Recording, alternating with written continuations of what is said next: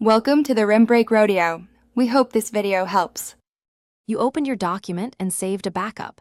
Now reveal hidden formatting to see what creates the extra page. Turn on Show /Hide Paragraph Marks so you can spot paragraph, page breaks, and section breaks.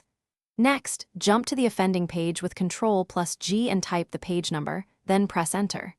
This gets you precisely where to act. Once there, inspect whether the page is blank, contains only paragraph marks, a manual page break, or a section break. Each requires a different removal step.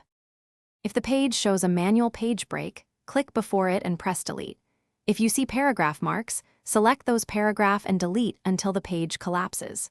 For a section break, switch to Draft View or use Show /Hide so you can select the break and press Delete, but make sure headers and footers won't shift. Change section formatting only when acceptable. If a table pushes content onto a new page, select trailing empty rows and delete them, or shrink the table by adjusting row height and cell spacing. Once deletions are done, save and check print layout or use print preview to confirm the extra page is gone. If it persists, check page margins, header/footer space, and paragraph spacing or widow/orphan control that can force a page. As a final fix, try copying the document content, excluding the last blank page, into a new document. This removes stubborn hidden formatting.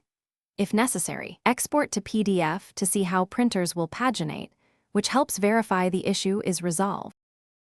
Thanks for watching. Consider subscribing if we helped you.